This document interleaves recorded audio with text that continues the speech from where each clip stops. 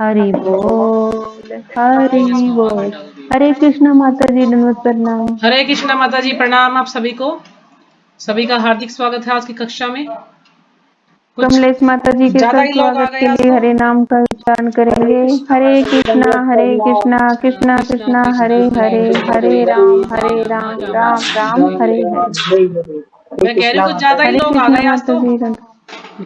जी माता जी। माता जी बहुत इस टाइम ज्यादा से लोग आ इतने गए आज रहते हैं। तो। माता जी इस टाइम से इतने रहते हैं। अच्छा 9-4 हो माता गए, अभी जी, तक 3 ही लोग आए हैं बस। हाँ कोई बात नहीं, वो लेट आएंगे तो लेट ही सुनेंगे। आप हाँ शुरू जी, कर दो, 9:45 हाँ बजे शुरू तक कर कर दो। देना फिर बस। आप माता जी थोड़ा दिन में रेस्ट करने की आदत डालो। आधा घंटा 1 घंटा दिन में रेस्ट किया करो। क्योंकि ये क्लास काफी लंबी चलने वाली है। अच्छा आप मुझे ये बात बताओ कि अगर हम इसको पूरा करेंगे 6 अध्याय तक, तो अक्टूबर तक मेरे ख्याल में 6 अध्याय पूरे हो पाएंगे इसको। तो फिर आप और सबको किताबें कब कितने पढ़ेंगे? एग्जाम देने हैं? नहीं, आप सबको श्रद्धावान, कृष्ण सेवक और कृष्ण साधक, तो तीनों एग्जाम देने हैं आपको अक्टूबर में, या 1 या 2 देने हैं? इसमें से कितने एग्जाम देना चाहेंगे आप सब? कोई देना भी चाहेगा या माता नहीं? सिलेबस हो जाएगा? सिलेबस कृष्ण साधक का तो नहीं हो पाएगा माता जी। अब मैं सोच रही हूँ या तो फिर मैं 2 अध्याय कंप्लीट करके फिर राज विद्या और आत्म साक्षात्कार विज्ञान, कृष्ण भावनामृत, अनुपम फुहारी, तीनों बुक पढ़ानी क्योंकि पड़ेगी माता मुझे। जी दूसरा वाला सिलेबस पूरा करवा दो पहले, दूसरा फिर वाला हो तीसरा चुका है, छेड़ना। दूसरे वाले का सिलेबस हो चुका है माता जी। हो चुका है, राज विद्या रह रहा है उसमें। राज विद्या दूसरे में नहीं है, वो कृष्ण साधक में है राज विद्या। अच्छा, दूसरा सिलेबस मतलब हमारा हो गया पूरा। दूसरे सिलेबस में तो पहला अध्याय आएगा भगवत गीता का, और हम्म। वो जो क्या किया था हमने, शिक्षाष्टकम, शिक्षाष्टकम का अर्थ हाँ। लिखना आ जाएगा। और हम्म। आत्म साक्षात्कार विज्ञान हमने किया था 2 चैप्टर, उसमें से वो पहला जो यूनिट किया था ना, उसमें 7-8 चैप्टर 9 थी शायद, अच्छा, तो फिर उससे क्वेश्चन तीसरा आएंगे। मतलब हाँ, सिलेबस हमारा हो कृष्ण जाएगा सेवा अक्टूबर का, तक? हाँ जी वो तो कंप्लीट हो चुका है। अभी नहीं, कृष्ण सेवा तीसरा के लिए वाला। समय लग रहा है। कृष्ण सेवा के लिए कुछ नहीं कराना, और उसका हो चुका है। जो तीसरा पेपर देना, क्या कृष्ण तीसरा कृष्ण साधक? साधक उसका नहीं हुआ मतलब जी, उसका करने के लिए आपको 6 अध्याय तक पढ़ना पड़ेगा, ये भगवत गीता के 6 चैप्टर। और उसके बाद राज विद्या वाली बुक पढ़नी है कंप्लीट पूरी, और कृष्ण वो भावनामृत तो फिर अनुपम और वो पढ़नी है। 2 महीने में तो माता जी ये नहीं हो पाएगा, चार ही अध्याय होंगे भगवत गीता के, इतने बड़े वही मैं बड़े। बता रही हूँ आपको, नहीं हो पाएगा। अगर आपकी इच्छा हो तो हम भगवत गीता को छोड़ करके फिर हम राज विद्या ले सकते हैं। माता राज जी नहीं विद्या हो और पाएगा, आराम से देंगे। अब मार्च फिर दोबारा पेपर देंगे, जनवरी फरवरी में। तो आराम से दोगे तो फिर जनवरी में दोबारा से होगा, या मार्च में होगा, फिर दे देना। तो अभी आप जी। श्रद्धावान और कृष्ण सेवक 2 एग्जाम दे देना, जिसको भी देना जी। चाहते हैं। तो जैसे ही फॉर्म निकलेंगे, ठीक। जब अक्टूबर में आएगा वहां से मंदिर से फोन, तो तभी आप सब हाँ फॉर्म भर देना, जिसको भी देना है। ठीक है माता जी, बता देना। हरे कृष्णा तो फिर माता जी, भगवत गीता को करो चलने कमलेश दे माता जी, कंटिन्यू। शुरू करो। तो भगवत गीता को चलने दे माता जी फिर। ये दूसरा 2 अध्याय तो माता जी पूरा कर दो, दूसरा वाला नहीं तो। नहीं, दूसरा पूरा करके फिर आगे भगवत गीता ही चलाएं या दूसरी बुक पढ़ाएं, ये पूछ रही नहीं, हूँ। दूसरी बुक ले लेंगे फिर। ठीक है, बहुत दिन हो गए भगवत गीता पढ़ते पढ़ते। ठीक है, ठीक है, फिर राज विद्या ले लेंगे, ठीक है। या कृष्ण भावना में एक अनुपम पार, वो भी थोड़ा इजी है, तो उसको पढ़ सकते हैं, वो सब भी पढ़ सकते हैं उसको, उसमें ज्यादा टफ नहीं है हाँ कुछ भी। जी। हाँ हाँ जी। तो वो वाली बुक ले लेंगे फिर पहले। तो ठीक है, कीजिए माता जी, आप शुरू कीजिए कमलेश माता जी। हरे कृष्णा माता जी, दंडवत हाँ जी, हाँ प्रणाम। जी, प्रणाम माता जी। कोशिश करती हूँ मेरे को आशीर्वाद दो, कोशिश ही मैं कुछ करनी है बोल सबको, पाऊँ। सबको कोशिश करनी, सब धीरे धीरे सब सीख जाओगे आप। ठीक है माता जी, पहले तो प्रार्थना कर लेते हैं। हाँ जी।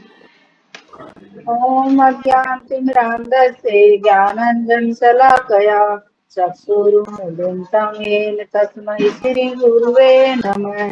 श्रीचैतन्यमनोभीष्टं स्थापितं येन भूतले स्वयं रूपकदा महां ददाति स्वपन् पान्दान्तिकम् वन्देऽहं श्रीगुरो श्रीयुतपदकमलम्।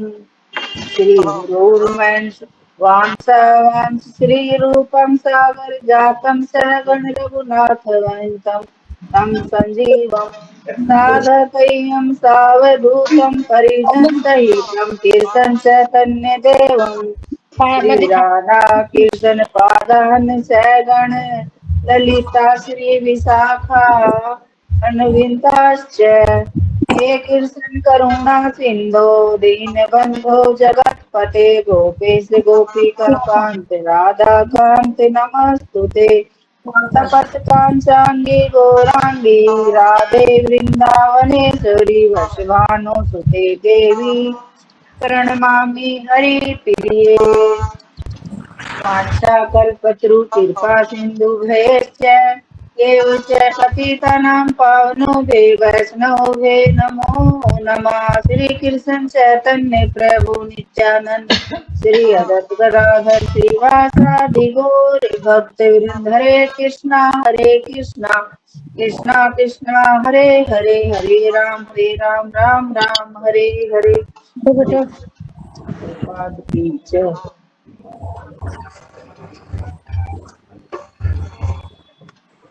हरे कृष्ण माता जी, दंडवत प्रणाम सभी हाँ जी, माताओं को हरे दंडवत कृष्णा, प्रणाम। प्रणाम माता जी। हरे कृष्णा माता जी, दंडवत प्रणाम। हाँ जी, हरे कृष्णा माता हाँ जी, हरे कृष्णा। हरे कृष्णा। श्रीमद् भगवत गीता यथारूप अध्याय 2 श्लोक संख्या 48। योगस्ते कुरु कर्माणि संगम त्यक्त्वा धनंजया सिद्धियो समो भूत्वा समतत्वं योग उच्यते। हरे कृष्णा माता हरे जी, कृष्णा। बोलिए। हाँ जी, जो भी श्लोक दोहराना चाहे दोहरा सकते हैं। माता जी फटाफट दोहरा ले, ऐसे बोल दो सभी को कि भाई एक मान ले एक ने सुना है उससे पहले रेडी रहे दूसरा। हाँ हाँ, बिल्कुल। तो सब जल्दी से कीजिए ताकि हमारा समय ज्यादा वेस्ट ना हो। हरे कृष्णा माता जी, दंड प्रणाम। अध्याय संख्या 2, गीता का राजबाला सार, माता जी श्लोक आप संख्या म्यूट कर लो। 48। क्या? राजबाला माता जी का म्यूट है। राजबाला माता जी म्यूट कर लो ना। योगस्थ कुरु कर्माणि संगे त्यक्त्वा धनंजया सिद्धियो समो भूत्वा समत्वं योग्य उच्यते। हरे कृष्णा माता जी। हरे कृष्णा। हरे हाँ कृष्ण जी, माता जी। हाँ जी, हरे कृष्णा पढ़िए। योगस्थ कुरु कर्माणि संग त्यक्त्वा धनंजय सिद्धियो समो भूत्वा समत्वं योग उच्यते। हरे कृष्ण। हरे कृष्णा। हाँ जी, गगन माता जी आप करेंगी? हरे कृष्णा माता जी। हाँ जी, हरे कृष्णा पढ़िए। योगस्य कुरु कर्माणि संतक्त्या धनंजय सिद्धियो समो भूत्वा समस्त योग उच्यते। हरे कृष्णा माता। हरे कृष्णा। बस आप पढ़ेंगी सुमन माता जी?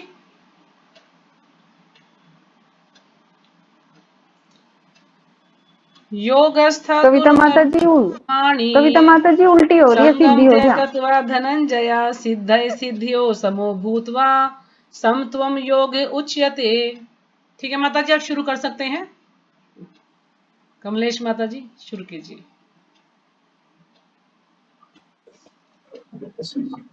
योगस्थ संभाव होकर कुरु करो कर्माणि अपने कर्म, संगम आसक्ति को त्यक्त्वा त्याग कर, धनंजय हे अर्जुन सिद्धि असिद्धियों सफलता तथा विफलता में समभाव भूतवा होकर समतत्व समता योग योग उच्चयते कहा जाता है। हरे कृष्णा माता जी, दंडवत प्रणाम। कोशिश करती हूँ मैं।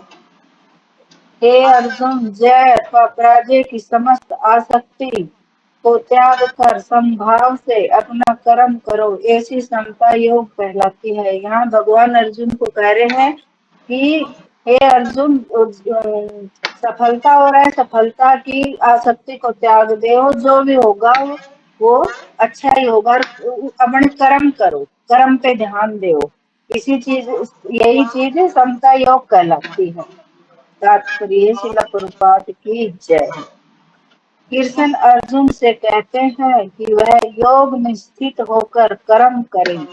और योग है क्या? योग का अर्थ है सदैव चंचल रहने वाली इंद्रियों को वश में रखते हुए परम तत्वों में मन को एकाग्र करना। यहाँ भगवान अर्जुन से कह रहे हैं कि योग क्या होता है? ये योग का अर्थ क्या होता है? तो योग का अर्थ होता है भगवान पे योग लगाना। तो अर्जुन को बोल रहे हैं कि सिर्फ भगवान पे योग लगाओ, अब भगवान पे विश्वास रखो, मेरे ऊपर विश्वास रखो।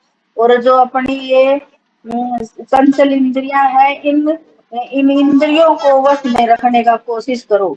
इंद्रियों को वश में रखने की कोशिश करोगे तो तुम्हें परम तत्व मन को एकाग्र करना होगा। जो परम तत्व भगवान पर मन को अपना एकत्रित करो, कि भगवान के ऊपर मन लगाओ। और परम तत्व कौन है? परम तत्व कौन है ये पूछ रहे हैं भगवान। तो परम तत्व भगवान ही है, खुद कृष्ण ही परम तत्व है। चूंकि वे स्वयं अर्जुन को युद्ध करने के लिए कह रहे हैं, तो स्वयं भगवान ही अर्जुन को युद्ध करने के लिए कह रहे हैं कि तू युद्ध कर। युद्ध की ये चिंता, तू जीत हार की चिंता मत कर कि क्या होगा क्या ना होगा, तू सिर्फ युद्ध कर, युद्ध की तैयारी कर। अर्जुन अतः अर्जुन को युद्ध के फल से कोई सरोकार नहीं है। और अर्जुन को कह रहे हैं कि तू युद्ध के ये फल की चिंता मत कर, क्या होगा क्या नहीं होगा, तू इसकी बिल्कुल भी टेंशन मत ले, और तू युद्ध के लिए तैयारी कर। जय या पराजय कृष्ण के लिए विचारणीय है। और यही कह रहे हैं कि सफलता मिलेगी या असफलता मिलेगी, ये मेरे लिए, मैं विचार करूंगा क्या होगा क्या नहीं होगा, ये तुझे करने की कोई जरूरत नहीं है। अर्जुन को तो बस श्री कृष्ण के निर्देशानुसार कर्म करना है। और यही कह रहे हैं कि तेरे को सिर्फ मैं कहूँ वैसे ही अपने कर्म करो, सिर्फ कर्म पे ध्यान दो कि क्या होगा क्या नहीं होगा, इस पे ध्यान मत दो। अपना कर्म अच्छा करो, तो अच्छा कर्म करोगे तो सब कुछ अच्छा ही होगा, उसका फल भी अच्छा मिलेगा। जैसे कि कहते हैं कि कर्म करो फल की इच्छा मत करो, तो वो भगवान अर्जुन को बार बार एक ही बात बोल रहे हैं। कृष्ण के निर्देश का पालन ही वास्तविक योग है। और यहाँ बता रहे हैं कि भगवान के निर्देशों का पालन करना ही एक वास्तविक योग है। वो ही है सब कुछ, जो भगवान के ऊपर सब कुछ छोड़ देता है कि मेरे तो भगवान ही है, जो भी होगा वो भगवान करेंगे, अच्छा बुरा तो वो भगवान अपने आप संभाल लेते हैं अपने भक्तों को। इसका अभ्यास कृष्ण भावना अमृत नामक विधि द्वारा किया जाता है। और इसका अभ्यास भी कृष्ण भावना भावित होकर ही किया जाता है। एकमात्र कृष्ण भावना अमृत के माध्यम से ही स्वामित्व भाव का परित्याग किया जा सकता है। और एकमात्र कृष्ण, जो कृष्ण भावना अमृत होते हैं, वे ही अपने जो स्वार्थ की भावना होती है उसको त्याग कर अगर वो कृष्ण भावना अमृत में हो जाते हैं तो वो सब कुछ अच्छा ही होता है। भगवान यही कह रहे हैं कि एकमात्र मेरे ऊपर विश्वास करो, अपने अपने खुद के ऊपर विश्वास मत करो कि भाई ये क्या अच्छा है और क्या बुरा है, इसको सबको त्याग दो। इसके लिए उसे कृष्ण का दास या उनके दासों का दास बनना होता है। और ये बता रहे हैं कि भगवान कि यहाँ तुम्हें कृष्ण तुम्हें जो कृष्ण के जो भगत हैं उनके मेरा भगत बनने की जरूरत नहीं, जो कृष्ण के भगत है मेरे भगत है उनके भी दासों के दास, उनके भी जो भगत है उनके भी भक्तों के भगत बढ़ने की कोशिश करो, तो ही मान लो तुझे भगवान मिल जाएगा। तू उनकी उनकी सेवा करो। कृष्ण भावना अमृत में कर्म करने की यही एक विधि है जिससे योग में स्थित होकर कर्म किया जा सकता है। और भगवान यही कहते हैं कि यहाँ कृष्ण भावना अमृत की यही एक कर्म की विधि है, जो कि कृष्ण भावना अमृत है की विधि यही है, जो कि योग में स्थित होकर कर्म किया जा सकता है। कि भगवान के ऊपर बिल्कुल विश्वास करके कि भाई मेरे को जो भी है वो भगवान ही है और वो ही करेंगे, जो भी करेंगे, मैं तो कुछ नहीं करूंगा, जो भी अच्छा होगा बुरा होगा सब वो ही करेंगे, मेरे हाथ में कुछ भी नहीं है, सिर्फ मेरे को तो कर्म करना है। अर्जुन क्षत्रिय है अतः वह वर्णाश्रम धर्म का अनुयायी है। यहाँ भगवान बता रहे हैं कि अर्जुन क्षत्रिय भी है और वर्णाश्रम धर्म का भी अनुयायी है, वो वर्णाश्रम धर्म का भी पालन कर रहा है। विष्णु पुराण में कहा गया है कि वर्णाश्रम धर्म का एकमात्र उद्देश्य विष्णु को प्रसन्न करना है। और यहाँ भगवान कह रहे हैं कि वर्णाश्रम धर्म का भी एकमात्र कि भगवान विष्णु को ही प्रसन्न करना है, ये नहीं कि भाई मैं अपने बच्चों के लिए कुछ कर रहा हूँ, ये मेरा घर है, ये मेरे बच्चे हैं, ये मेरी गाड़ी है, इनके ऊपर ध्यान मत दो, सिर्फ भगवान के ऊपर ही वो करो। कि भगवान को ही प्रसन्न करोगे ना तो वो ही एक धर्म है तुम्हारा। सांसारिक नियमों को निभाने की कोई जरूरत नहीं, वो तो अपने आप पूरे हो जाएंगे। जब हम भगवान की तुष्टि पूरी करेंगे तो वो तो अपने आप छोटे मोटे काम है, सब अपने आप पूरे हो जाएंगे। किंतु यहाँ तो अपने को ही तुष्ट न करके कृष्ण को तुष्ट करना है। किंतु यहाँ तो अपने को तुष्ट न करके कृष्ण को तुष्ट करना है। यहाँ और भगवान यही बोल रहे हैं कि अपने आप को प्रसन्न मत करो, अपने आप की इच्छाएं पूरी मत करो, भगवान को प्रसन्न करने की सोचो कि वो भगवान कैसे प्रसन्न होंगे। तो तुम तो खुद अपने आप तुष्ट हो जाओगे। अतः कृष्ण को तुष्ट किए बिना कोई वर्ण आश्रम धर्म का पालन कर भी नहीं सकता। और जब तक हम भगवान के आश्रित नहीं होंगे, इतने वर्ण आश्रम धर्म का भी पालन हम अच्छे से नहीं कर पाएंगे और कुछ भी नहीं कर पाएंगे। ना गृहस्थ आश्रम ना वर्ण आश्रम कुछ भी ढंग से पालन नहीं कर पाएंगे जब तक हम कृष्ण भावना भावित नहीं होंगे। यहाँ पर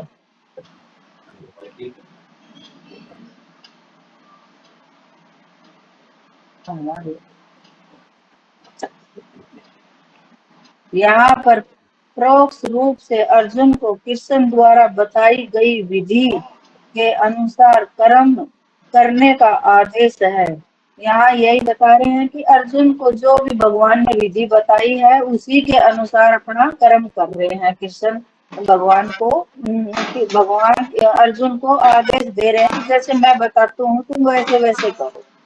हरे कृष्णा माता जी।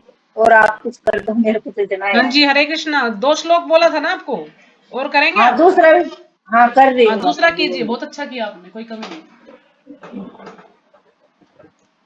दूरेण हि आवरं करम बुद्धि योगा धनंजय बुधो शरणम अवंची कृपणा फल हेतेव। हरे कृष्णा माता जी। और कोई कर लो। हाँ जी, कोई भी श्लोक दोहराना चाहे तो। हरे कृष्णा माता जी, हाँ जी, हरे दंडवत कृष्णा। प्रणाम। अध्याय 2 गीता का सार, श्लोक संख्या 49। दूरेणे हि अवरं करं बुद्धि योगे योगा धनंजय बुद्धिर्योसरणं विच्छन् विच्छे कृपाणि फल हेतव।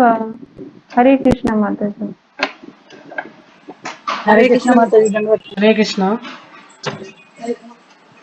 हरे कृष्ण माता जी। माता जी कर। हाँ जी, हरे कृष्णा पढ़िए। दूरेण हरं करं बुद्धि योग धनंजय बुद्धौ शरणं विच्छ कर्पण फले तव। हरे कृष्ण माता जी दंडवत हरे प्रणाम। कृष्णा। और कोई? हरे कृष्णा माता जी हाँ दंडवत जी, प्रणाम। कीजिए गीता माता जी, पढ़िए।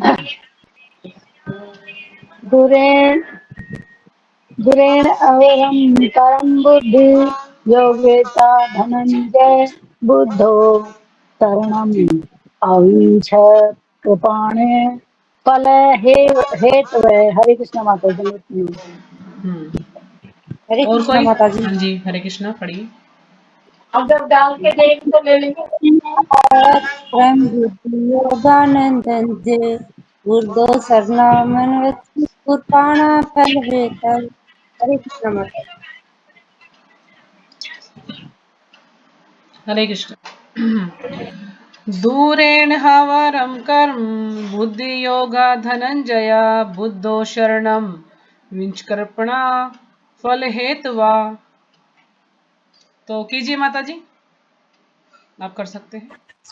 हरे कृष्ण माता जी। दूरेण दूर से ही त्याग दो ही निश्चय ही और गर्हित निंदनीय कर्म कर्म बुद्धि योगात कृष्ण भावना अमृत के बल पर। धनंजय ये संपत्ति को जीतने वाले बुद्धो ऐसी चेतना में शरणम पूर्ण समर्पण आश्रय अन्न विच पर्यटन करो। कृपणा कंजूस व्यक्ति फल हेते सकाम कर्म ही अभिलाषा वाले सकाम कर्म की अभिलाषा वाले। हे धनंजय भक्ति के द्वारा समस्त गर्हित कर्मों से दूर रहो और उसी भाव से भगवान की शरण ग्रहण करो।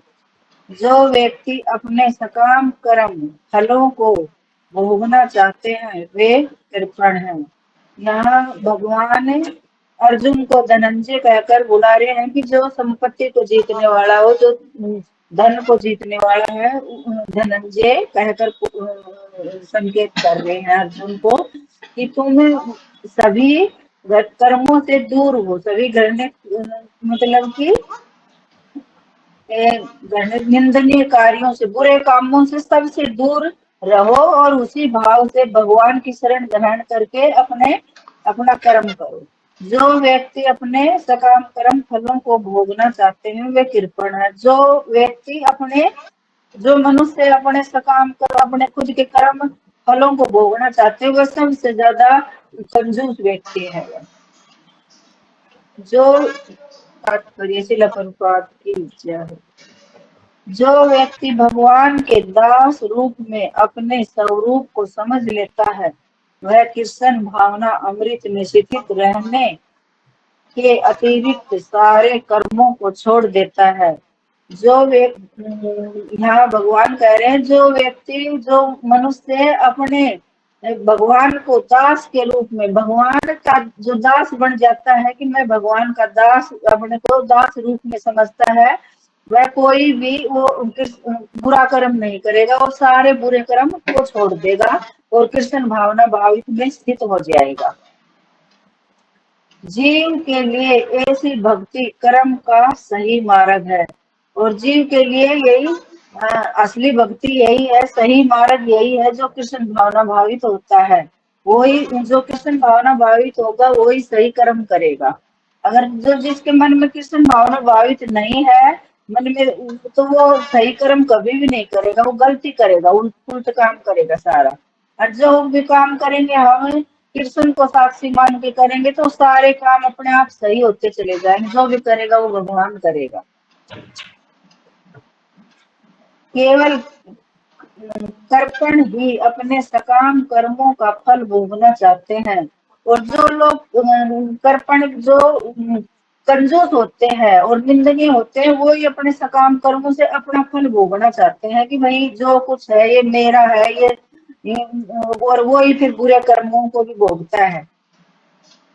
किंतु इससे वे भव बंधन में और अधिक फंसते चले जाते हैं और वह माया में ज्यादा फंसते ही चले जाते हैं। ऐसे लोग माया में से निकल नहीं पाते कि ये मेरा है ऐसे करके अपने कर्मों को इतना बांध लेते हैं ना कि कई जन्मों तक के लिए बांध लेते हैं मेरा करके। कृष्ण भावना अमृत के अतिरिक्त जितने भी कर्म संपन्न किए जाते हैं वे घरहित हैं और जो कृष्ण भावना अमृत के अतिरिक्त जितने भी कर्म करते हैं वे सारे बुरे कर्म हैं, एक भी सही कर्म नहीं करते, सब गलत फलत ही करते हैं, एक भी सही कर्म नहीं करते।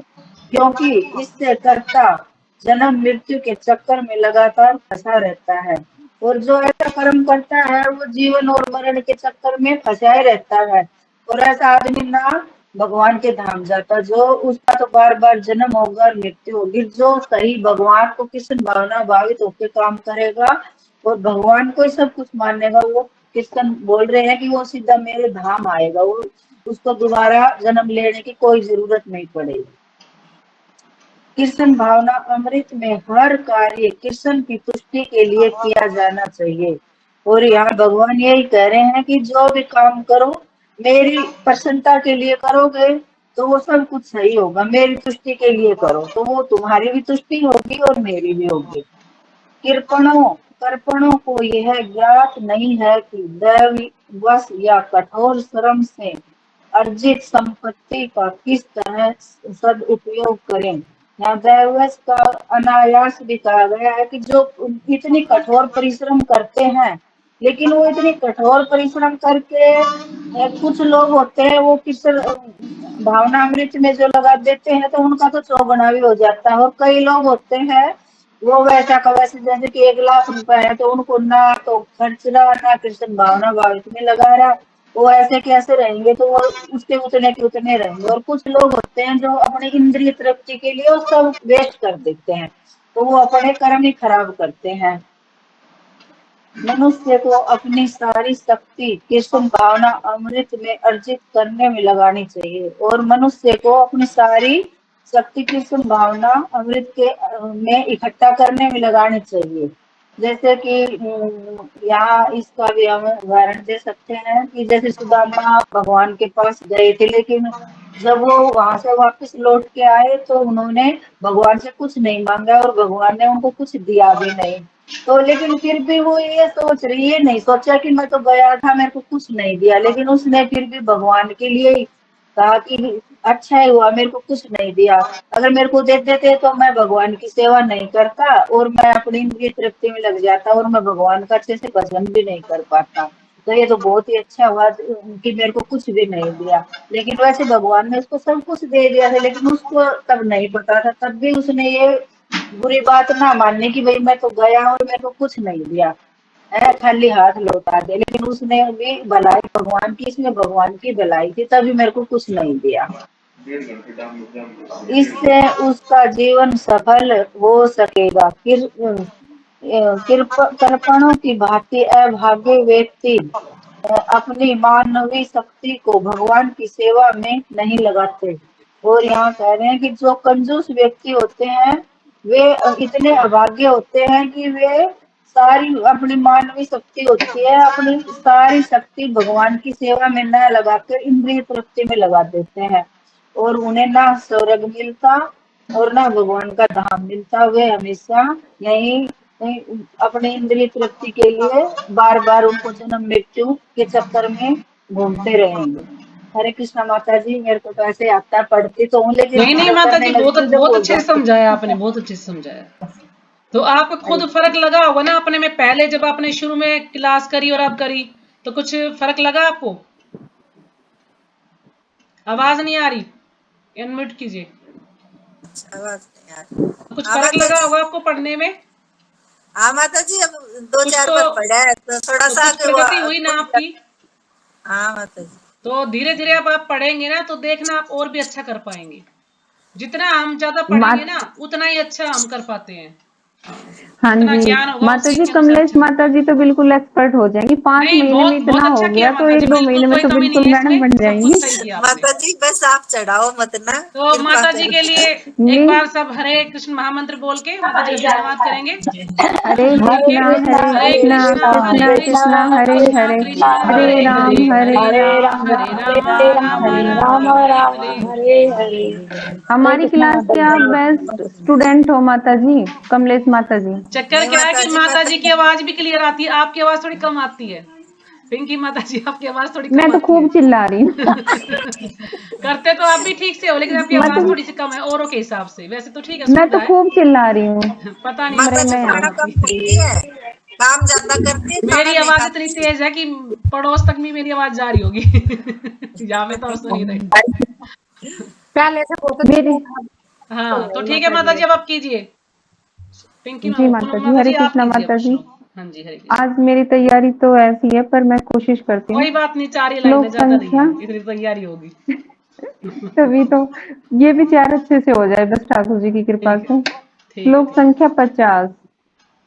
बुद्धि युक्तो जहाति हुई उभे सुकृत दुष्कृते तस्मादो गयो युजस्य योग कर्म सुकौशलम।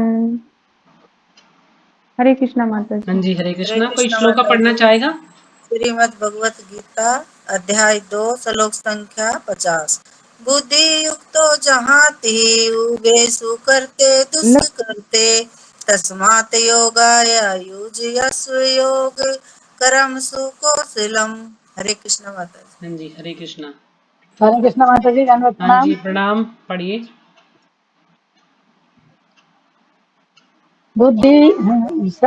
अध्याय 2 श्लोक संख्या 50। बुद्धि युक्तो जहाती है उभे शुक्र दुष्कृते तस्मात् भोगायुज्वसे योग कर्मसु कौशलम। हरे कृष्ण माता जी। हाँ जी, हरे कृष्णा। हरे कृष्णा माता जी, हाँ धन्यवाद जी, हरे प्रणाम। कृष्णा, पढ़िए। बुद्धि युक्तो जहाति उभे सुकृत दुष्कृते तस्मादोगा युजस्व योगा कर्मसु कौशलम। हरे कृष्णा माता जी, हरे धन्यवाद। कृष्णा। हो गया सबका? बुद्धि युक्तो जहाति उभे सुकृत दुष्कृते तस्माद्धोगाय युजस्व योग कर्मशु कौशलम। ठीक है माता जी, करिए अब। शिला प्रभुपाद द्वारा शब्दार्थ। शिला प्रभुपाद की जय। बुद्धि युक्तो भक्ति में लगे रहने वाला चाहे मुक्त हो सकता है। यही इस जीवन में उभे दोनों सुकृत दुष्कृते अच्छे तथा बुरे फल।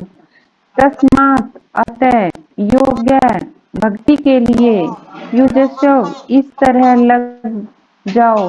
योग कृष्ण भावनामृत परमसु समस्त कार्य में कौशलम कुशलता कला। शिला प्रभुपाद द्वारा अनुवाद। शिला प्रभुपाद की जय। भक्ति में संलग्न मनुष्य इस जीवन में ही अच्छे तथा बुरे कार्य से अपने को युक्त कर लेता है। अतः योग के लिए प्रयत्न करो, क्योंकि सारा कार्य कौशल यही है।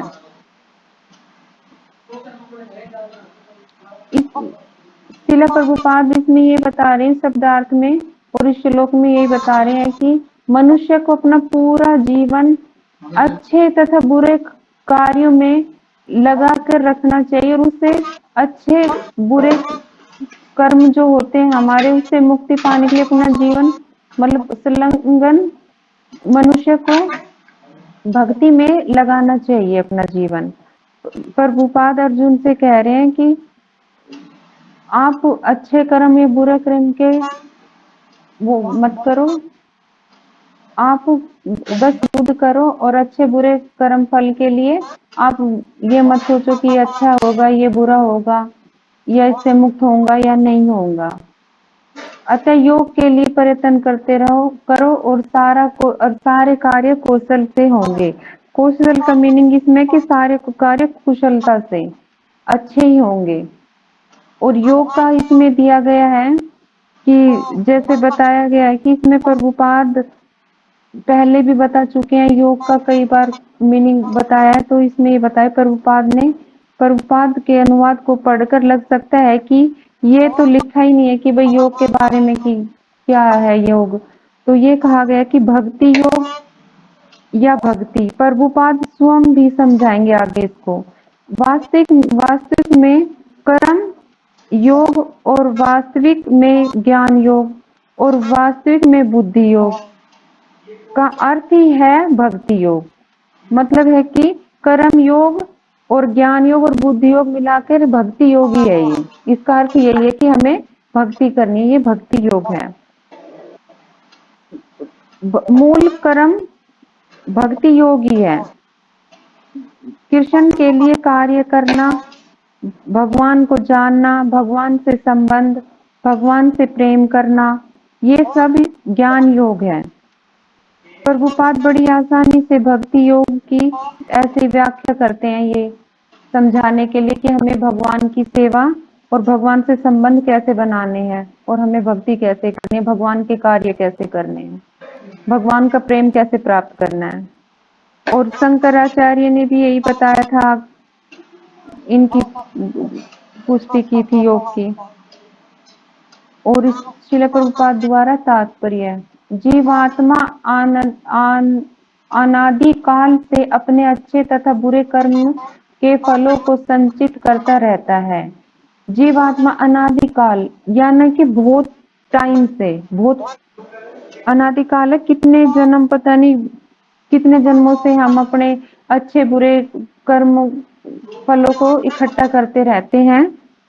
और जो मनुष्य जन्म के पता नहीं कितनी बार जन्म हुआ है, कम से कम 84 लाख योनियां हमारी, और उसमें 4 लाख मनुष्य की है, और 80 लाख योनियां हैं पशु पक्षी जलचर नवचर ये है। लेकिन जो 4 लाख मनुष्य की योनियां, उसमें हमें पता नहीं कितनी बार जन्म लिया है, हमने कितने बुरे कर्म किए हैं, कितने अच्छे किए हैं, तो उसका तो है नहीं। पर हम ये सोचते हैं कि जैसे हम इसमें है, तो हम ये सोचते हैं कि हमने भी कर्म किया ही नहीं अभी, मतलब बुरा कर्म किया ही नहीं, हम तो अभी तक अच्छा ही अच्छा कर रहे हैं। लेकिन जो 4 लाख योनियां, मतलब जितनी बार हमने भी कैसा जन्म लिया है, कभी हम आदिवासी बने या भी हम कुछ बने हैं, जो हमने उनका वो कर्म किया है वो तो हम भोगेगा। तो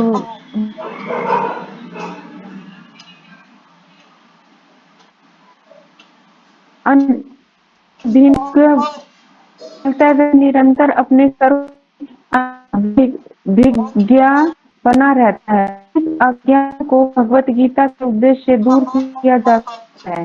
यह पूर्ण रूप से भगवान श्री कृष्ण में जाने तथा जन्म जन्मांतर कर्म फल की श्रृंखला का शिकार बनने से मुक्त होने का उपदेश देती है। अतः अर्जुन को कृष्ण भावनामृत में कार्य करने के लिए कहा गया है, क्योंकि कर्म फल के शुद्ध होने की यही प्रक्रिया है।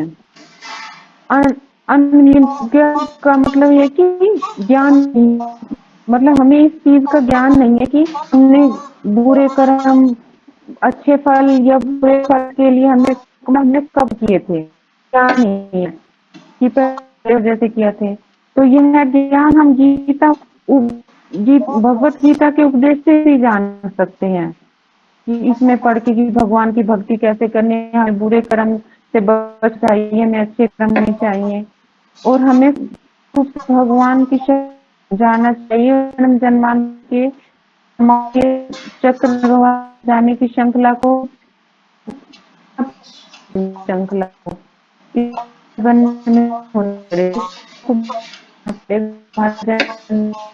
के फल से बंद हुई तो कृष्ण भावना भावित होके इसे तोड़ना पड़ेगा। तो भगवान अर्जुन से ये बोल रहे हैं कि आप ये काम कर, भगवान कर्म के काम तो ये है, कोई इसका कर्म मतलब इसका बेकार नहीं है, ये शुद्ध है, एकदम ये प्रकृति शुद्ध है। बस माता जी मुझे नहीं आया। ठीक है माता जी, ठीक है, अच्छा है। आपकी आवाज ना कट रही है बार बार ना, मतलब आपका नेट शायद वीक है तो बार बार आवाज कट रही है आपकी। तो जैसे थोड़ा सा क्लियर मतलब आप बता रहे हैं तो हमें मतलब समझ नहीं आया कि आप क्या बता रहे हैं। अगली बार माता जी मैं लक्ष्य के फोन से करूँ। हाँ, आपके नेट में कुछ दिक्कत है ना, बार बार आपकी आवाज कट रही है। तो ठीक है, अच्छा किया आपने अपने सामर्थ्य के अनुसार। तो एक बार माता जी के लिए भी सब अनम्यूट करके हरे कृष्ण महामंत्र बोलेंगे। हरे कृष्णा हरे कृष्ण हरे कृष्णा कृष्ण कृष्णा कृष्ण कृष्णा हरे हरे हरे हरे हरे राम राम हरे राम राम राम हरे हरे राम राम हरे हरे कृष्ण हरे। माता हरे जी कृष्णा धन्यवाद माता प्रणाम। जी, हरे धन्यवाद कृष्णा। प्रणाम माता जी। तो अभी हमारे पास समय है तो हम एक श्लोका और लेंगे। ठीक है, तो आज हमने पढ़ा 48वां श्लोक। तो इसमें बताया कि हे अर्जुन, जय अथवा पराजय की समस्त, सब अनम्यूट कर लीजिएगा क्योंकि आवाज गूंज रही है फिर ना, ये इसमें वीडियो में क्लियर आवाज नहीं आती है, फिर आवाज गूंजती रहती है। तो हे अर्जुन, जय अथवा पराजय की समस्त आसक्ति त्याग कर समभाव से अपना कर्म करो, ऐसी समता योग कहलाती है। तो यहाँ पर भगवान समझा रहे हैं अर्जुन को कि तुम जो है जय पराजय की में आसक्ति को त्याग दो कि मेरी विजय होगी या पराजय होगी, तो इस आसक्ति को त्याग कर समभाव से अपना कर्म करो, और ऐसी समता योग कहलाती है। और ऐसी जो समानता है वो क्या कहते हैं, योग। योग का अर्थ होता है जुड़ना, और किसके साथ जुड़ना, हमें भगवान के साथ जुड़ना है, भगवान से जुड़ना, भगवान से अपना संबंध बनाना है। हमें इस चीज को जानना है कि भगवान के साथ हमारा क्या संबंध है। तो इसमें माता जी ने इसको अच्छे से एक्सप्लेन कर दिया है, तो इसको एक्सप्लेन करने की कोई जरूरत नहीं है।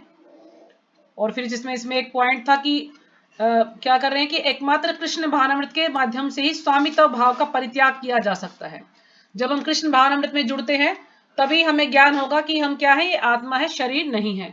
और जो ये स्वामित्व की भावना रहती है, मेरा है, ये मेरा परिवार है, मेरा घर है, मेरे बच्चे हैं, मेरे रिश्तेदार हैं, सब कुछ मेरा मेरा करते हैं, तो ये मैं जो स्वामी बनने की जो भावना है, ये कृष्ण भावनामृत में जुड़ने के बाद ही पूरी खत्म होती है। और हमें क्या सोचना चाहिए, हम तो दासों के दासों के दासों के दास हैं। हम भगवान के दास हैं, ना ही हम स्वामी हैं। हम भोक्ता नहीं है, हम भोग्य हैं। तो ये भाव जब कृष्ण भावनामृत में जुड़ जाते हैं तो तभी हमारे अंदर ये भाव आ पाता है। ठीक है, तो हमें सबको ये भाव लाना है। जैसे जैसे हम भक्ति से जुड़ेंगे तो धीरे धीरे हमारा हृदय शुद्ध होता जाएगा। तो अगला श्लोक हमने किया था, हे धनंजय, भक्ति के द्वारा समस्त गृहित कर्मों से दूर रहो और उसी भाव से भगवान की शरण ग्रहण करो, जो व्यक्ति अपने सकाम कर्म फलों को भोगना चाहते हैं वे कृपण हैं। धनंजय, धनंजय क्यों कहा गया अर्जुन को? कि अर्जुन एक जब युधिष्ठिर महाराज ने यज्ञ किया था तो काफी धन की आवश्यकता थी, तो अर्जुन जो है सबसे ज्यादा धन लेकर आए थे।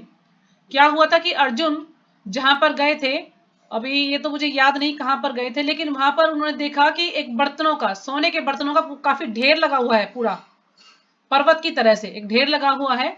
तो उन्होंने किसी से पूछा ये ऐसे बर्तन मतलब कैसे रखे हुए हैं? तो किसी ने कहा कि जो साधु लोग हैं उनको भोजन कराने के लिए बुलाते हैं, राजा के घर पे जाते हैं, किसी घर पे जाते हैं, तो वो सोने के बर्तन में उनको भोजन देते हैं।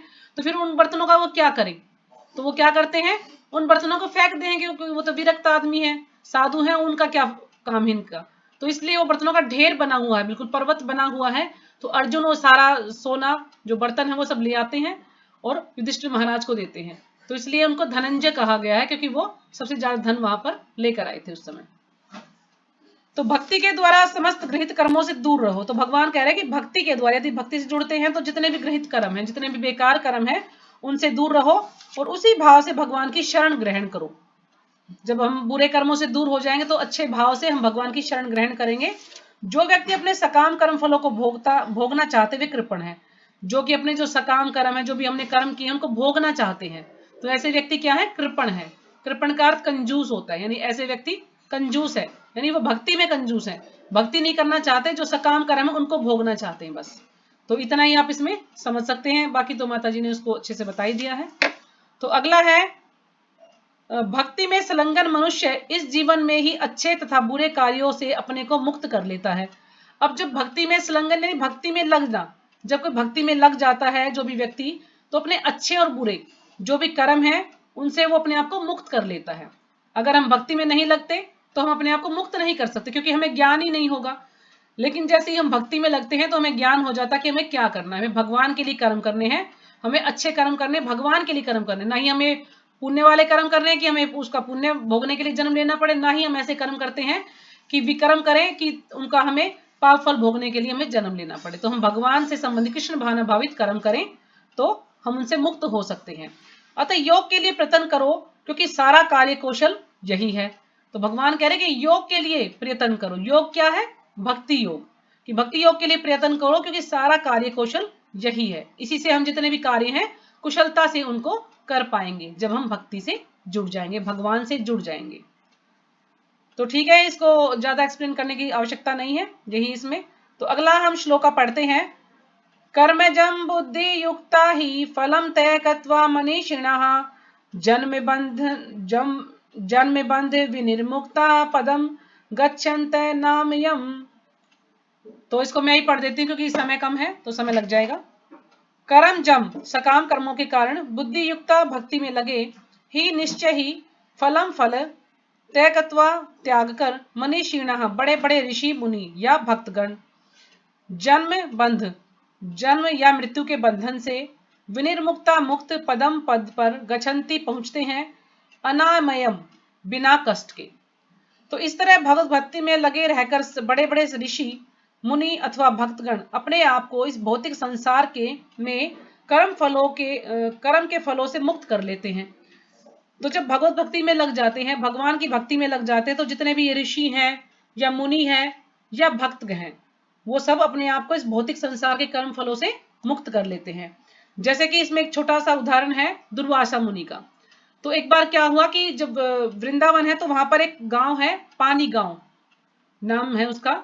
तो वहां पर एक ये घटना घटी थी कि एक बार क्या हुआ कि वहां पर यमुना नदी है, तो गोपियों को यमुना नदी को पार करना था और नदी के दूसरे पार दुर्वासा मुनि थे। तो उन्होंने सोचा कि दुर्वासा मुनि आए हैं, चलो हम उनके लिए कुछ अच्छा जो है भोग बनाते हैं और दुर्वासा मुनि को दे करके आते हैं। तो गोपियों ने थाल भर भर के खूब अच्छे अच्छे मिष्ठान पकवान खूब उनके लिए बनाए। अब वो नदी है तो जाएं कैसे? तो उन्होंने कृष्ण से कहा कि हम कैसे जाएं? तो कृष्ण ने कहा कि तुम ये बोलो कि यदि कृष्ण अखंड ब्रह्मचारी है तो यमुना नदी हमें रास्ता दे दे। तो जैसे ही उन्होंने बोला तो यमुना नदी रास्ता दे दिया उनको, वो चली गई। लेकिन वो हंस रही थी, कह रही थी अच्छा तुम जो है अखंड ब्रह्मचारी हो, इतनी सारी गोपियों के साथ घूमते रहते हो और अखंड ब्रह्मचारी बनते हो। तो मतलब वो मजाक करके और वो चली जाती हैं।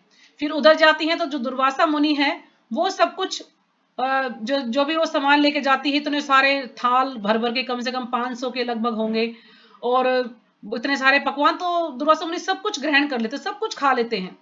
और फिर वो कहती हैं कि वो देख के हैरान भी है कि इतना सारा उन्होंने खाना खा लिया।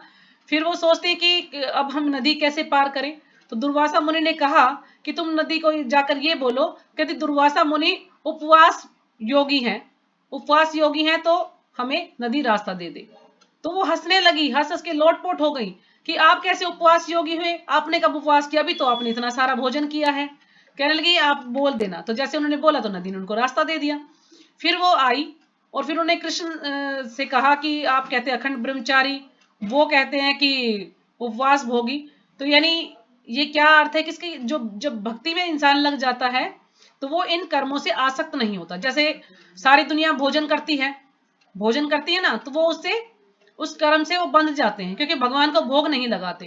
तो अगर वो भगवान को बिना भोग लगाए हम कुछ भी ग्रहण करते, तो कहते हैं कि भगवद गीता में बताया कि हम पाप ही खाते हैं।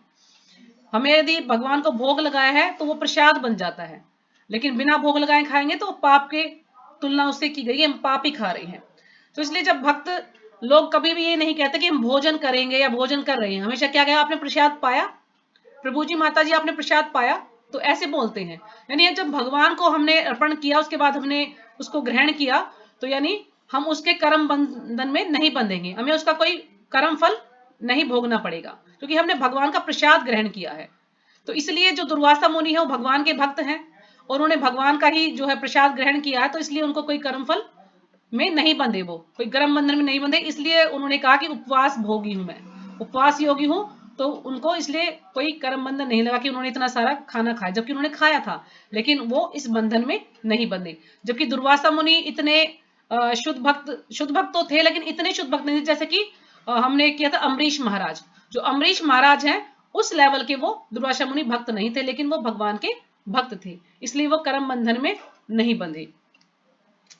और जो ऋषि मुनि जो होते हैं, इनको जो मुनि है इनको क्या बोला जाता कि जो अपने मन के आधार पर जो भी खोज करते हैं या भगवान के बारे में जो भी कुछ ज्ञान देते हैं, तो मन के आधार पर, तो इसलिए उनको मुनि कहा गया है। तो इस प्रकार वे जन्म मृत्यु के चक्र से छूट जाते हैं और भगवान के पास जाकर उस अवस्था को प्राप्त करते हैं जो समस्त दुखों से परे है। जब वो कर्म फलों से मुक्त हो जाते हैं तो क्या करते हैं कि जन्म मृत्यु के चक्र से छूट जाते हैं और भगवान के पास जाकर उस अवस्था को प्राप्त करते हैं जो कि समस्त दुखों से परे, यानी भगवान के धाम चले जाएंगे और समस्त दुखों से वो छूट जाएंगे। उन्हें ये जन्म मृत्यु के चक्र में नहीं फंसना पड़ेगा, बार बार जन्म मृत्यु नहीं होगा, भगवान के धाम चले जाएंगे। तो तात्पर्य शिलपाद जी के द्वारा मुक्त जीवों का संबंध उस स्थान से होता है जहां भौतिक कष्ट नहीं होते। भागवत में 10.14.58 में कहा गया है, समाश्रिता ये पद पल्लव पल्लवम महत पदम पुण्य यशो मुरारे भवाम बुधिर वत्स पदम परम पदम पदम पदम यद विपदाम ते न तेषाम। ये भागवतम का श्लोक है। तो इसमें बताया गया कि जिसने उन भगवान के चरण कमल रूपी नाव को ग्रहण कर लिया है जो दृश्य जगत के आश्रय हैं और मुकुंद नाम से विख्यात हैं, अर्थात मुक्ति के दाता हैं, उसके लिए यह भव सागर गोखुर में समाये जल के समान है। यानी जिसने भगवान के चरण कमलों को कसकर पकड़ लिया है ना, चरण कमल रूपी नाव को ग्रहण कर लिया, यानी जो चरण कमल रूपी नाव उसको पकड़ लिया है अच्छे से, तो जो दृश्य जगत के आश्रय हैं, यानी जो ये भौतिक संसार है उसके आश्रय हैं और मुकुंद नाम से विख्यात है। तो भगवान का नाम है मुकुंद, अर्थात मुक्ति के दाता है। मुकुंद नाम किस लिए पड़ा कि वो मुक्ति के दाता है, मुक्ति देने वाले हैं भगवान। उसके लिए भव सागर, यानी जितना जो भव सागर है, ये भौतिक संसार है, उसको पार करना गोखुर में समाये जल के समान है।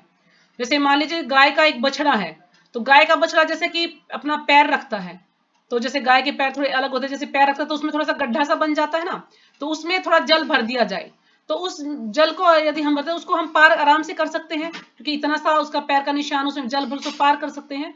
तो इसलिए जो भव सागर है उसकी तुलना इससे की गई है।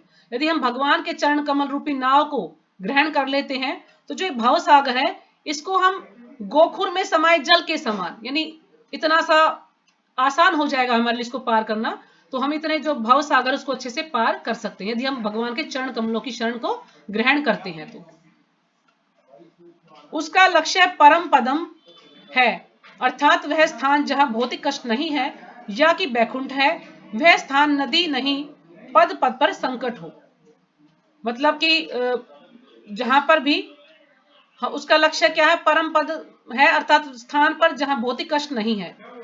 अब जो बैकुंठ है वहां पर कोई भी भौतिक कष्ट नहीं है, वह स्थान नहीं जहां पद पद पर संकट हो। बैकुंठ लोग ऐसा नहीं कि उस पर कदम कदम पर संकट हो, जैसे कि भौतिक संसार में है कुछ ना कुछ संकट हमारे जीवन में आते रहते हैं, कष्ट कभी सुख कभी दुख हमारे जीवन में आते रहते हैं। लेकिन जो बैकुंठ लोक है उसमें ऐसा कुछ भी नहीं है, वहां पर जो है सुख ही सुख है, कोई दुख नहीं है वहां पर। अज्ञानवश मनुष्य यह नहीं समझ पाता कि भौतिक जगत ऐसा दुखमय स्थान है जहां पद पद पर संकट है ना। हम देखते कि भौतिक संसार में कितने दुख हैं, लेकिन व्यक्ति फिर भी समझता नहीं है, यही कहेगा नहीं मैं तो सुखी हूं, मुझे कोई दुख नहीं है। केवल अज्ञानवश अल्प ज्ञानी पुरुष यह सोच कर कि कर्मों से वे दुख सुखी रह सकेंगे, सकाम कर्म करते हुए स्थिति को सहन करते हैं। यानी जो अज्ञानवश जो अल्प ज्ञानी है वो सहन करते हैं। अज्ञानवश अल्पज्ञानी पुरुष यह सोचकर कि कर्मों से वे सुखी रह सकेंगे, सकाम कर्म करते हुए स्थिति को सहन करते हैं ना। वो सुखी रहेंगे, अपने आप को कभी ये नहीं कहेंगे हम दुखी हैं। और जो भी सकाम कर्म कर रहे हैं, जो अपनी इच्छा के लिए कर्म कर रहे हैं, अपनी इंद्रियों को तुष्ट करने के लिए जो कर्म कर रहे हैं, वो उसमें सुखी रहेंगे और उसमें लोग सहन करने का प्रयास करते हैं उसको। उन्हें यह ज्ञात नहीं है कि संसार में कहीं भी कोई भी शरीर दुखों से रहित नहीं है, कि कोई भी शरीर ऐसा नहीं जिसमें कोई दुख ना हो। संसार में सर्वत्र जीवन के दुख जन्म मृत्यु जरा व्याधि, यानी प्रत्येक शरीर के अंदर ये 4 दुख होते हैं, जन्म मृत्यु जरा व्याधि। यानी जन्म भी होगा, मृत्यु भी होगा, बुढ़ापा भी आएगा और बीमारी भी होगी, तो ये सारे कार्य चलते रहेंगे, विद्यमान है। किंतु जो अपने वास्तविक स्वरूप को समझ लेता है और इस प्रकार भगवान की स्थिति को समझ लेता है, वही भगवान की प्रेम भक्ति में लगता है।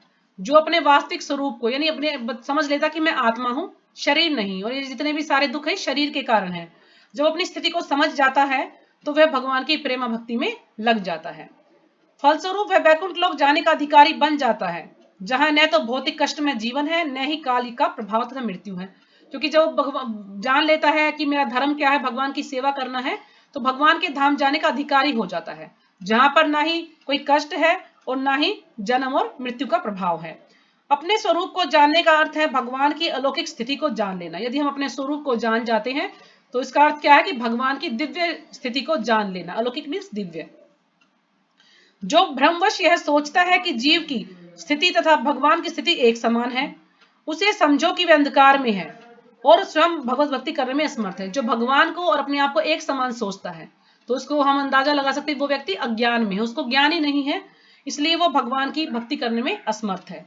वह अपने आप को प्रभु मान लेता है और इस तरह जन्म मृत्यु की पुनरावृत्ति का पथ चुन लेता है। अपने आप को प्रभु मान लेता है, अपने आप को भगवान मान लेता है और बार बार जन्म मृत्यु के चक्र में लगा रहता है। किंतु जो यह समझते हुए कि उसकी स्थिति सेवक की है और अपने को भगवान की सेवा में लगा देता है, वह तुरंत ही बैकुंठ लोक जाने का अधिकारी बन जाता है। लेकिन जो इस चीज को समझ सकता है कि वो क्या है, वो सेवक और भगवान स्वामी है, जब वो इस चीज को समझ लेता है तो बैकुंठ लोक जाने का अधिकारी बन जाता है। भगवान की सेवा कर्म योग या बुद्धि योग कहलाती है, जिस स्पष्ट शब्दों में भगवत भक्ति कहते हैं। तो जो भगवान की सेवा है कर्म योग या बुद्धि योग कहलाती है, और वास्तव में क्या है, भगवत भक्ति है, भक्ति योग ही है। इसलिए प्रभुपाद जी ने इसको स्टेप वाइज समझाया है, धीरे धीरे करके लास्ट में बता रहे कि ये भक्ति योग ही है। क्योंकि एकदम से हम किसी को बोल देते हैं आपकी 16 माला करनी है तो कोई भी नहीं करेगा, तो धीरे धीरे उसको भक्ति में जोड़ते हैं कि पहले आप 1 माला कीजिए, आप कोई भगवत गीता का एक श्लोक पढ़िए, या आप सिर्फ मंदिर आया कीजिए, भगवान के दर्शन कीजिए, है ना। इस प्रकार से धीरे धीरे भक्ति में जोड़ते। तो ऐसे प्रभुपाद जी हमें स्टेप बाय स्टेप बता रहे हैं और फिर लास्ट में कहते हैं कि ये सब भक्ति योगी है। हम सबको भगवान की भक्ति करनी है, तभी हम इस भवसागर को पार कर सकते हैं, भगवान के धाम जा सकते हैं। तो ठीक है माता जी, मैंने थोड़ा सा स्पीड से इसको कर दिया है, अगर कुछ समझना है हो तो आप कल पूछ सकते हैं, ठीक है, क्योंकि समय की थोड़ी सी। जी हरे कृष्णा माता जी ने अच्छे से किया है, इसमें ज्यादा ये कठिन भी नहीं है ना, इसमें कर्म योग और इसके बारे में बताया इसमें है, कुछ तो भी ये मुश्किल ज्यादा नहीं था, सीधा सीधा पढ़ना था, इसमें कुछ भी नहीं था इसमें। हाँ इसमें ज्यादा ये 2-3 श्लोक ऐसे ही है सारे कर्म योग के ना। हाँ प्रभुपाद जैसे समझा। तो कल क्या करना है, कल क्लास करें या छुट्टी करनी है? कल हमारा जो लेक्चर होता है ना, कल बुधवार का लेक्चर यहाँ पे था, लेकिन अभी चेंज हो गया, वहीं पर हनुमान मंदिर में होगा, वो श्याम बाबा तो फिर मंदिर में छुट्टी होगा। मत करो, जब यहाँ क्या होगा तो तब करना। तो आप जाएंगे तो नहीं कोई भी वहां पर? क्योंकि नहीं, कल सचिपति प्रभु का जन्मदिन है वहां पर, तो कभी कोई जाने का तो नहीं किसी का। माता जी नहीं जाया जाएगा हमारे से तो ठीक है, फिर हम क्लास रखते हैं कल। तो कल कविता माता जी आप करेंगी? कविता माता जी आप करेंगी कल हाँ जी क्लास? माता जी, कर लूंगी माता जी। तो 2 श्लोक दे दिए जाए आपको, एक तो छोटा है एक थोड़ा सा बड़ा है, हो जाएगा मेरे ख्याल में। हाँ जी। तो 52 और 53, ठीक है, 2 श्लोक आप कर लीजिएगा, तैयारी करके आइएगा। हाँ जी, ठीक है और माता जी। गीता माता जी आप भी करेंगी? गीता माता जी कल क्लास करेंगे आप? गीता माता जी माई कैसे आके करेंगी? नहीं, वो आज कहते हैं कि आज तो जाना है माई तो कैसे माई के गई हुई है ना, तो माई कैसे आके करेंगी? वहाँ अच्छा पे अच्छा, कोई क्लास नहीं होती। ठीक है, तो कविता माता जी आप कीजिएगा, और तो कोई है नहीं जो क्लास करेगा इसमें। तो ठीक है, फिर जो टाइम बचेगा उसमें जो श्लोक हो पाएंगे मैं कर लूंगी, ठीक है। माता जी, हाँ जी, हरे कृष्ण माता जी, क्या बोल रहे थे आप? मैं कह रही थी आप कल श्लोक करेंगे। माता जी कौन सा? श्लोक संख्या 54 आएगा कल, अगर आपको करना है तो 54। ठीक है माता जी, करूँगी कोशिश। तो ठीक है, मैं आपको एक श्लोक दे रही हूँ, 54 आप कीजिएगा।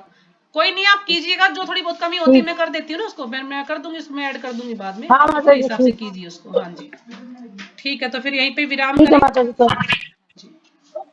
आदिलीला माता जी बीमार हो रखी है क्या? क्लास नहीं लेती आदिला माता जी क्या? बीमार नहीं है, वो पंढरपुर गई थी ना माता जी, पंढरपुर गई हुई थी। तो पंढरपुर से वो लोग आए हैं, 9 तारीख को आए हैं वहां से, ये तो दोपहर में पता आए थे है। ना। तो 9 तारीख के बाद हो सकता है 1-2 दिन रेस्ट करने लगे ही हूँ, रेस्ट कर रही अच्छा हूँ, अच्छा, क्योंकि मेरी उनसे बात नहीं हुई, क्योंकि कल तो उन्होंने क्लास की थी। कल ये सुबह वाली तो नहीं की थी, लेकिन जो मेरे प्रभु जी के ग्रुप में भी आते हैं, तो कल वो प्रभु जी के ग्रुप में आई थी क्लास करने के लिए। आज का दिन वैसे मेरा था, मैंने फोन नहीं किया उनको, क्योंकि पिछली बार मैंने 3-4 लगातार फोन किए, तो उन्होंने कहा था जब मुझे समय होगा कर लेंगे। तो मैंने उनको बोला था जब भी आपको क्लास करना हो तो मुझे बता दीजिएगा, मैं आपको बोल दूंगी। तो उन्होंने फोन ही नहीं किया, फिर मैंने इसलिए फोन मैंने भी नहीं किया, उसका बिजी हूँ, जब सुबह क्लास नहीं कर रही तो मैंने फिर फोन नहीं किया उनको आज।